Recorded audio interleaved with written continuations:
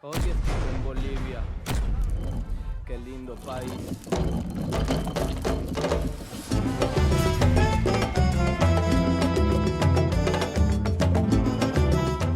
Buenas noches, amigas, amigos. Somos Sendero Huipala. Nos encontramos otra vez esta noche para conversar e ir dialogando en nuestro programa denominado Llamaradas, donde vamos a ir acompañándolos algunos domingos a esa misma hora. Y en el programa de hoy vamos a tocar el tema de los derechos humanos en Bolivia y en el mundo. Vamos a realizar una recopilación histórica de los mismos, un análisis y una posterior vista y una mirada política, donde vamos a ir brindando datos, algunos contenidos, para que vayamos un poco ahondando este tema y aterrizando a la situación y a la coyuntura actual. Muchas gracias por seguirnos desde sus celulares, sus computadoras. Si quieren que toquemos alguna temática en particular, vamos a ir abordando las mismas. Háganoslo saber mediante los comentarios o mensajitos directos a nuestras páginas. Somos Sendero Huipala, somos Revolución y adelante, compañeros. Buenas noches a todos los presentes y compañeros que nos siguen mediante plataformas digitales. El día de hoy hablaremos de derechos humanos. Primero, ¿qué son los derechos humanos? Derechos, cosas a las que estás autorizado o se te permiten, libertades que están garantizadas. Humano, miembro de la especie Homo sapiens, hombre, mujer o niño, una persona. Los derechos humanos son derechos que tienes simplemente por el derecho que eres humano. Pertenecen a absolutamente todos, son universales y es la forma instintivamente esperas que se te trate y el trato que se merece como persona, como el derecho de vivir en libertad, expresar tus pensamientos y ser tratado con igualdad. La Declaración Universal de los Derechos Humanos, adoptada por la Asamblea General de las Naciones Unidas en 1948, fue el primer documento legal en establecer la protección universal de los derechos humanos fundamentales. Sus 30 artículos ofrecen los principios y los bloques de las convenciones de derechos humanos, tratados y otros instrumentos jurídicos actuales y futuros. La Declaración Universal de Derechos Humanos es un documento más ampliamente aceptado sobre el tema. Pero fue hace mucho tiempo cuando surgieron. En un inicio no existían derechos humanos. Si estabas con el grupo correcto, estabas seguro. Si no lo estabas, entonces no lo estabas. En 1776 tenemos la independencia de América. En la Declaración de la Independencia de los Estados Unidos se incluye el concepto de derechos naturales y recoge que todos los seres humanos son iguales y tienen derechos inalienables como el derecho a la vida y a la libertad. Posteriormente, en 1789, la Revolución Francesa amplía los derechos establecidos en la Declaración de la Independencia de América y hace hincapié en que tales derechos son naturales. La idea de los derechos humanos se extiende por Europa, pero más allá de este continente, los pueblos son colonizados y sus derechos humanos vulnerados. En 1915, Mahatma Gandhi comienza a difundir que todas las personas del mundo tienen derechos, no solamente en Europa, a través de sus protestas pacíficas. Posteriormente, en 1945, tenemos la Carta Fundacional de las Naciones Unidas y acuñación del término. El 26 de junio de ese año, en la Carta de las Naciones Unidas, será la primera vez que aparezca el término de derechos humanos. En la Carta Fundacional aparece 7 veces a lo largo del texto. Posteriormente, en 1948, tenemos la Declaración Universal de los Derechos Humanos. A la cabeza de Eleanor Roosevelt, en 10 de diciembre de 1948 fue proclamado en la Asamblea de la ONU en París este hito en la historia de los derechos humanos. Es la primera vez en la historia que se establecen los derechos humanos fundamentales que deben protegerse en todo el mundo. Si la gente tiene derecho a la alimentación y cobijo, ¿por qué los niños mueren cada día? Si la gente tiene libertad de expresión, ¿por qué millones están en prisión por expresar sus ideas? Si la gente tiene derecho a la educación, ¿por qué existen tantos adultos incapaces de leer? Si la esclavitud fue abolida realmente, ¿por qué hoy en día existen personas que viven en la esclavitud? El hecho es que cuando se firmó la Declaración Universal de los Derechos Humanos, no se tenía la fuerza de la ley, era opcional y a pesar de muchísimos documentos, convenciones, tratados, leyes, no era más que palabras en papel. Así que la cuestión es, Cuando el doctor King marchó a favor de la igualdad racial, estaba marchando por los derechos de la igualdad. Cuando Nelson Mandela defendió la justicia social, luchó por los derechos a una justicia social. Cuando Evo Morales marchó 600 kilómetros por la vida, la coca y la dignidad, manifestando que la hoja de coca es parte de la cultura central de los indígenas, gente que luchó e hizo cambio, el cambio que requería cada país en su momento, cambio que requería nuestra Bolivia, gente que luchó y lucha hoy contra la pobreza, tortura y discriminación, son gente común, individuos de pensamiento libre que no están de acuerdo en estar en silencio, que reconocen que los derechos humanos no son solo una lección de historia, no son palabras en una hoja de papel, no son discursos o campañas de relaciones públicas, son las elecciones que hacemos cada día como seres humanos, son la responsabilidad de todos nosotros que todos nosotros compartimos, de respetarnos mutuamente, de ayudarnos unos a otros y de proteger a los necesitados. Y compañera, ¿qué tenemos en Bolivia? En Bolivia existe una disputa por la representatividad legal uh, de la Asamblea, donde se tiene una directiva encabezada por Amparo Carvajal, nacida en 1939 en España, que llegó a Bolivia con una casa de religiosas el 1 de noviembre de 1971. En 1974 fue una de las cofundadoras de la Asamblea Permanente de Derechos Humanos. Desde el 3 de julio del 2016 se mantiene como presidenta de la Asamblea y otra directiva encabezada por Edgar Salazar, que fue elegido el 2016 como presidente de la Asamblea. Cuando Carvajal fue elegida presidenta, Salazar sostuvo que Carvajal ha rechazado realizar el Congreso para renovar directiva en 2018 y que por el contrario se ha declarado presidenta vitalicia de la entidad. En este marco, aparte, se realizó un congreso donde fue el elegido como presidente de la Asamblea. Tanto Carvajal como los seguidores de Salazar dejaron de forma voluntaria las instalaciones de la Asamblea gracias a las gestiones de la Embajada de España. Las autoridades bolivianas, así como el defensor del pueblo, Pedro Codicella, después de un episodio de conflicto, acordaron que nadie ocupará la sede en tanto haya solución. Entre estos conflictos de lucha de poder, les dejo una reflexión. ¿Y qué es de los derechos humanos en Bolivia? Podría intentar dar una respuesta también, compañera, y me gustaría igual rescatar una parte que tú mencionas. Vemos, por ejemplo, que se remarca la Revolución Francesa como el primer hito en los que se establecen esos principios, ¿no? Pero hay una interesante crítica por parte de Rafael Bautista, en la que él indica que si bien ha habido un reconocimiento por parte de la historia de este hecho histórico, no significa como tal una esencia que brota automáticamente o de algún lugar propio, sino que es la proyección que tuvo de lo que significó la colonización en el norte de América. Él básicamente expone la idea de que los pueblos norteamericanos ya manejaban estos principios de igualdad, libertad y fraternidad para sus mismos habitantes, y que las organizaciones que tenían, las formas que procedían, inspiraron luego a los colonos franceses que retornaron a Francia a escribir una serie de literatura e ideas que pronto fueron canalizadas en hechos prácticos. Así que esta parte de entender que a partir de Francia hay unos principios elevados hacia los derechos humanos es también una forma colonial de ver que la historia comienza desde Europa y todos nosotros nos debemos a esta historia. Por lo tanto, cuando Europa entra en una crisis, significa el fin de la historia. Y lo que realmente ocurre es que hay una confluencia mundial y no hay una sola historia que se pueda contar.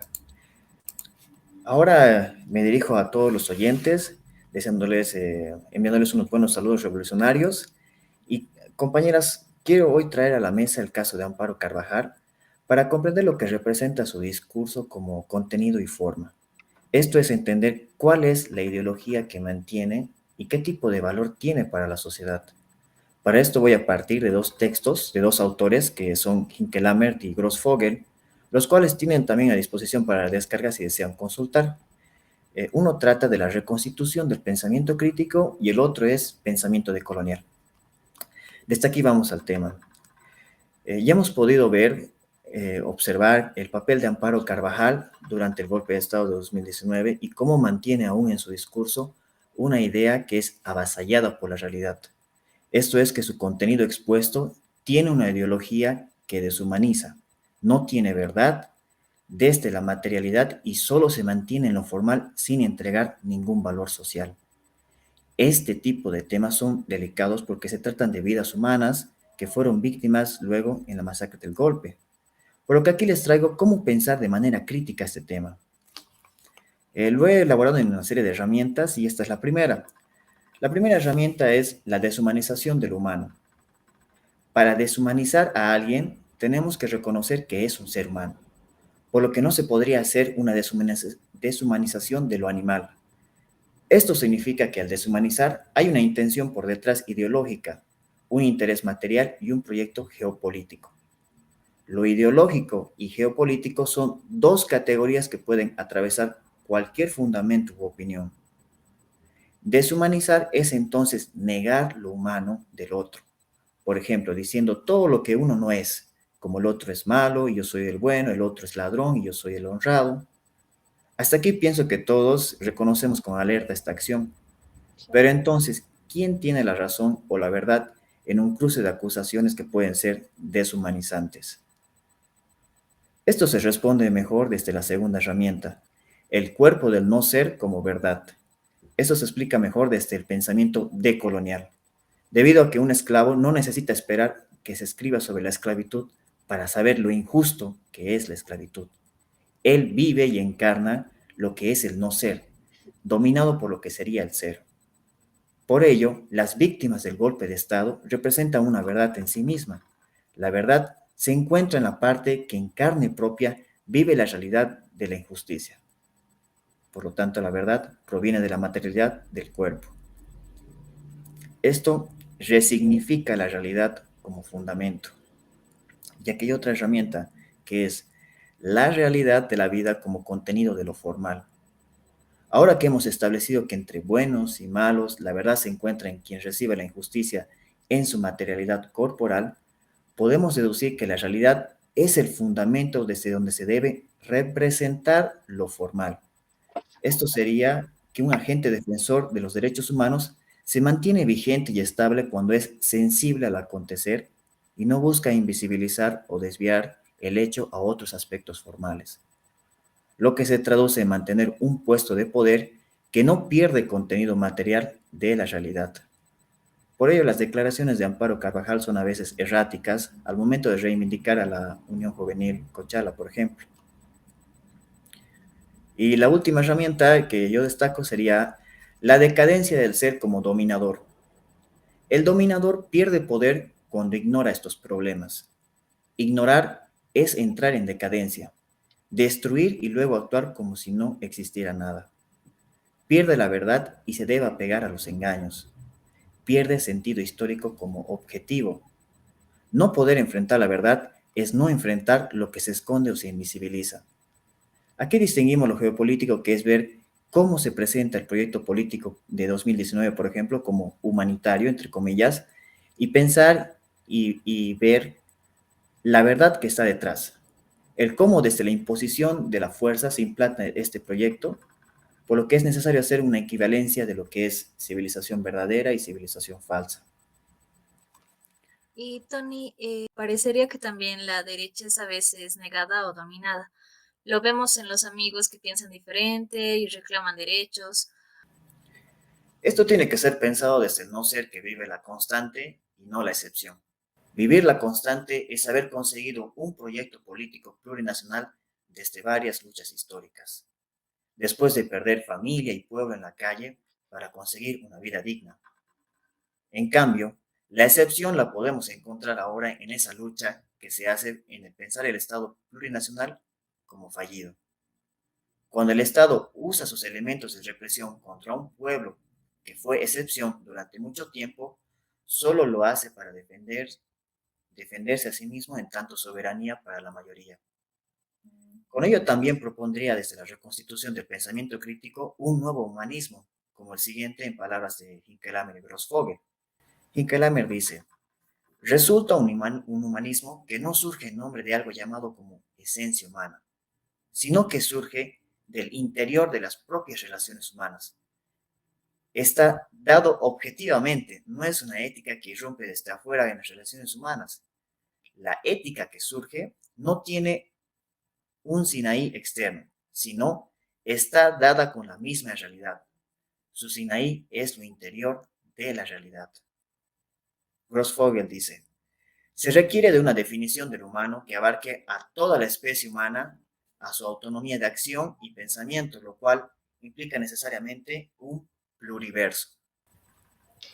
Este nuevo humanismo para nuestro Estado, ¿cómo debe entenderse? ¿Cómo se entiende este nuevo humanismo para nuestro pueblo?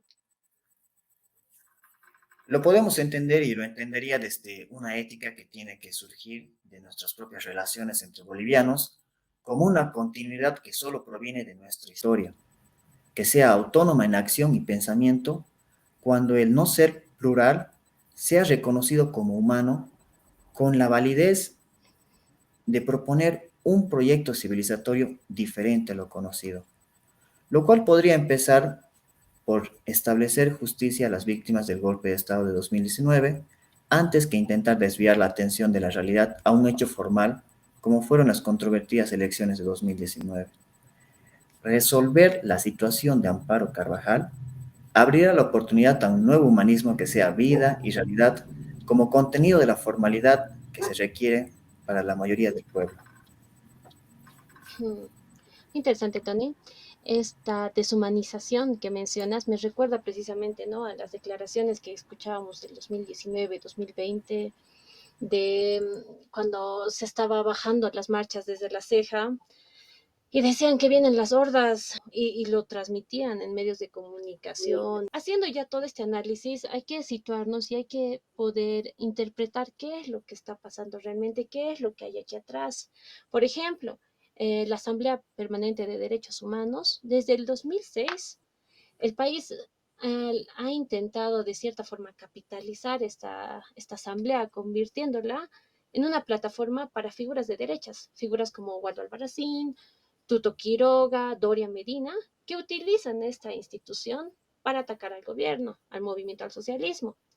Pau nos ha comentado hace un momento, al iniciar el programa, cómo Amparo Carvajal viene desde épocas de dictaduras, de persecuciones, donde se ha fundado esta Asamblea Permanente de los Derechos Humanos.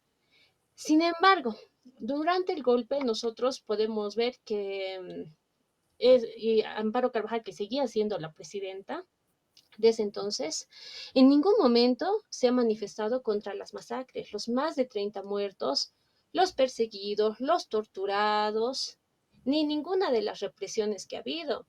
Era tan normal escuchar declaraciones como las de Arturo Murillo, el ministro que decía que iba a encarcelar 10, 100, 1000 personas que se opongan a las medidas que estaban tomando el gobierno de facto.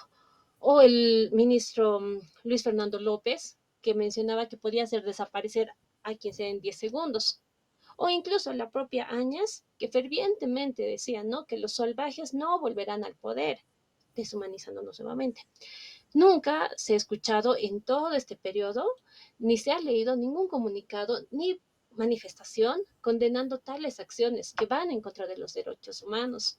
Sin embargo, lo que sí hemos visto y hemos sido testigos es que la misma señora Carvajal se ha manifestado públicamente y hasta las lágrimas para contra la detención de Yanine Áñez.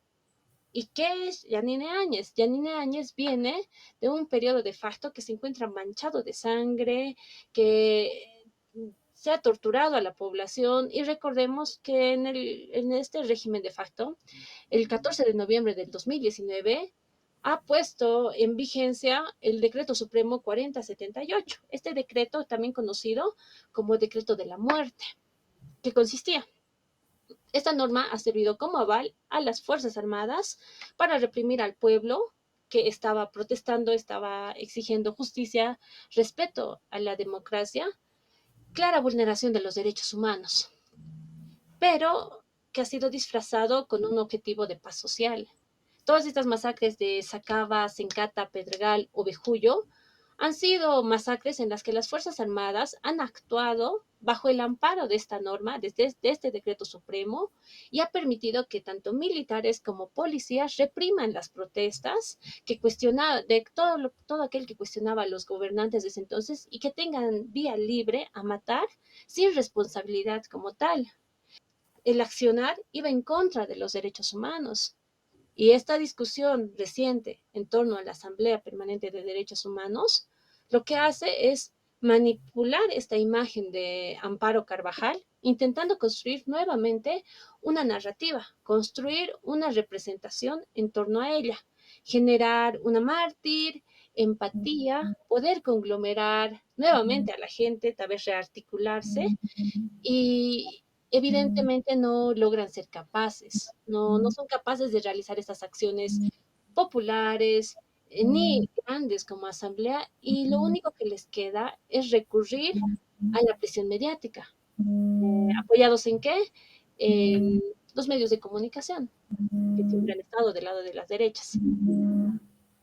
Este accionar y estas construcciones narrativas que utilizan los gobiernos de derecha, que hacen gala de sus violaciones de los derechos humanos con discursos de precautelar los mismos, no solo sucede aquí, sucede en Bolivia y sucede en el mundo. Yéndonos un poco más allá, tenemos al presidente de El Salvador, Nayib Bukele, que es uno de los presidentes más populares de América Latina. Él nos da el discurso de mantener una guerra abierta contra las pandillas en El Salvador y ha inaugurado lo que se ha llamado como la mayor prisión de América Latina, que las imágenes han sido muy difundidas, con personas hacinadas, puestas una tras otra, pegados uno contra el otro, sin camisa, con las manos y los pies encadenados y demás. Una clara vulneración de los derechos humanos, pero en este accionar nosotros podemos ver, evidenciamos nuevamente la construcción de narrativas por parte de la derecha. Una mejor narrativa que las que se instalan aquí en Bolivia, pero que al final se desenmascaran porque están disfrazadas de un discurso de instauración de paz social, de incorporación de medidas duras, de mano dura, como nos mencionan. Aquí podemos hacer una comparación, no sé si recuerdan compañeros, cuando estaba la Yanine, ella nos decía, no, no me va a temblar la mano, salía en sus discursos presidenciales, no me va a temblar la mano, o mano dura contra el narcotráfico y el narcoterrorismo. Pero, al mismo tiempo, teníamos a su sobrino, Carlos Áñez, sobrino de esta señora Yanine Áñez, que era capturado en Brasil con 480 kilogramos de cocaína. Teníamos también a Arturo Murillo, el ministro vigente de ese entonces, que se negaba a extraditar a Jesús Einar Lima Lobo. Jesús Einar Lima Loba, lo recuerdo que él tenía sello rojo por el delito de tráfico internacional de drogas y que no se lo ha extraditado y se indicaba que era por órdenes del propio Murillo. Nos vende la narrativa siguiendo esta misma receta de mano dura, Bukele, que dice mano dura contra las pandillas, pero al mismo tiempo está negociando en prisiones con las propias pandillas, que él públicamente dice que está combatiéndolas. El Salvador actualmente tiene un régimen de excepción, que significa que va en contra de los derechos humanos. Te pueden escuchar cualquier momento sin necesidad de tener una orden judicial. Si te ve en la calle un policía y estás nervioso, puede llevarte preso por 15 días y ya. Y mediante esto, él ha logrado, haciendo este control y este encarcelamiento de la sociedad misma en las calles, ha logrado desarticular a las pandillas. Y aquí hay que cuestionarnos a qué costo. Ha desarticulado a las pandillas, pero básicamente hay un encarcelamiento no solo en las cárceles, sino también un encarcelamiento de los salvadoreños fuera de ellas. Se tiene el dato de que solo el 30% de los reos que están capturados son demostrablemente pandilleros. Entonces nos queda un 70% de capturados que no se tiene una evidencia clara y demostrable de ser pandilleros. En marzo del 2022, la Mara Salvatrucha, que es una organización criminal de El Salvador, ha sido partícipe o ha generado uno de los mayores tiroteos que ha tenido El Salvador. En un fin de semana han muerto 87 personas. El día sábado habían muerto 62 personas, han asesinado 62 personas, 87 personas. ¿Por qué lo han hecho? Y era en respuesta a una ruptura que tenían entre el pacto con Bukele, con el gobierno de Bukele. ¿Cómo se confirma esto? Mediante un audio de Carlos Marroquín, su director de reconstrucción de tejido social, donde él decía que estaba culpando al ministro, a su ministro de Seguridad, por haber roto estas relaciones con la Mara Salvatrucha. Y a medida y en forma de poder hacer una tregua, él liberaba a uno de sus líderes de la cárcel para poder apaciguar y enmendar esta ruptura del trato que han tejido.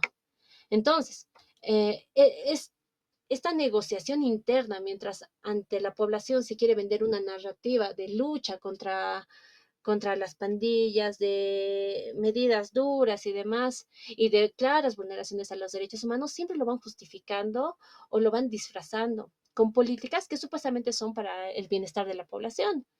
Y esto se ha desenmascarado aún más este año en febrero, cuando en febrero del 2023 se ha desclasificado una acusación que ha sido presentada en Nueva York, en el Estado Federal del Distrito Este de Nueva York, que era contra 13 pandilleros.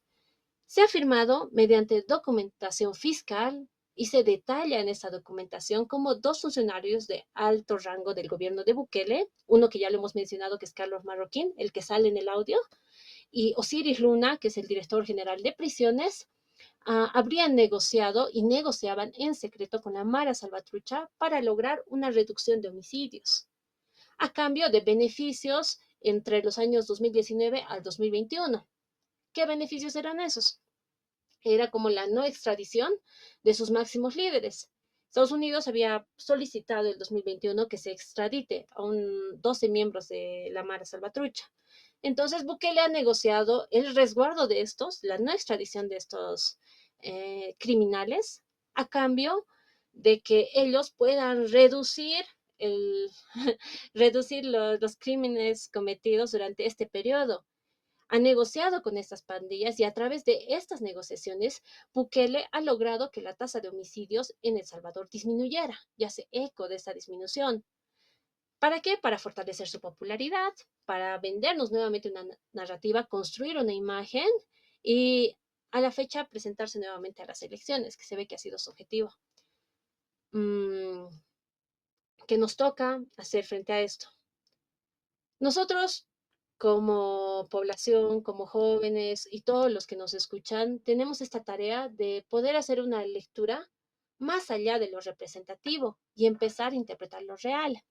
No caer en narrativas que instrumentalizan los derechos humanos y que las vulneran al mismo tiempo, como en los dos casos que hemos visto. Es entonces crucial, ahora volviendo nuevamente a Bolivia, asegurarnos que una institución tan importante como es la Asamblea Permanente de Derechos Humanos no caiga presa de privatización, ni sirva a agendas personales. La defensa de los derechos humanos tiene que seguir estando en primer plano, donde la defensa de la vida y el vivir bien no queden relegados. Cuestionemos, pues entonces investiguemos y alcemos la voz si falta hacerlo, porque tenemos derecho a una vida digna. Bueno, esto es en torno a nuestro episodio dedicado a los derechos humanos. Vamos a despedir, compañeros.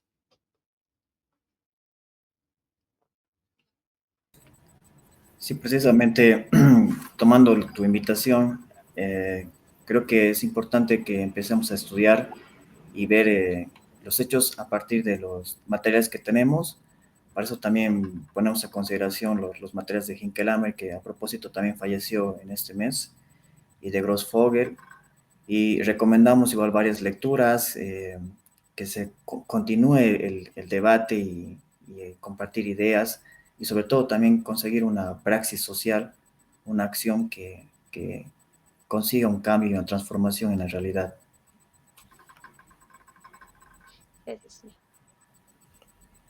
Sí, bueno, con lo poco que pudimos aportarles, esperemos que puedan ampliar su conocimiento sobre lo que vendría a ser el tema de hoy, derechos humanos. Muchas gracias, Pau. Muchas gracias, Tony.